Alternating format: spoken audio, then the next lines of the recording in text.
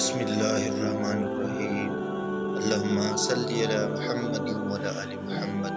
حضرت ابو ہریرہ رضی اللہ تعالی عنہ سے روایت ہے کہ رسول مقبول صلی اللہ علیہ وسلم نے فرمایا، جس کے سامنے میرا ذکر کیا گیا اور اس نے مجھ پر درود نہیں پڑھا تو وہ جنت کے راستے سے بھٹک گیا۔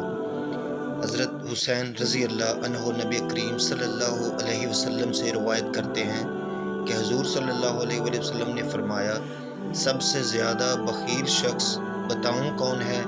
سب سے زیادہ بخیل وہ شخص ہے جس کے سامنے میرا نام لیا جائے اور مجھ پر درود نہ پڑھے۔ حضرت انس رضی اللہ تعالی عنہ فرماتے ہیں کہ رسول اللہ صلی اللہ علیہ وسلم نے ارشاد فرمایا، میری امت کے گناہ میرے سامنے پیش کیے گئے تو ان گناہوں میں سب سے بڑا گناہ جو میں نے دیکھا وہ قرآن کو یاد کر کے بھلا دینا تھا۔ حضرت سعد بن عبادہ رضی اللہ عنہ حضور اکرم صلی اللہ علیہ وسلم کا ارشاد مبارک نقل کرتے ہیں کہ جس شخص نے پورا قرآن یاد کیا یا اس کا ایک حصہ یاد کیا اور پھر اس کو بھلا دیا تو وہ اللہ سے کوہڑی ہو کر ملاقات کرے گا۔ مطلب یہ ہے کہ حالت بہت خراب ہوگی اور خدا کے سامنے کوئی حجت گناہ پر پیش نہیں کر سکے گا۔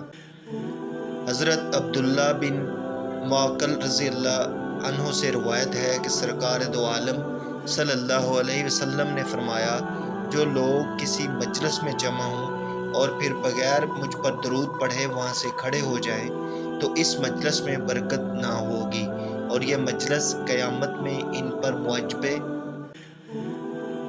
حسرت ہوگی۔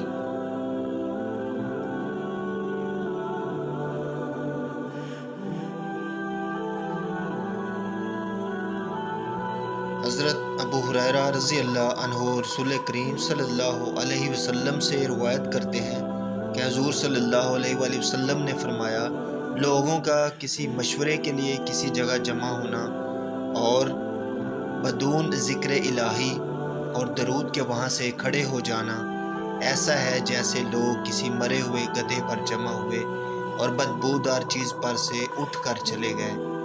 مطلب یہ کہ اجتماع غیر مفید ہوا۔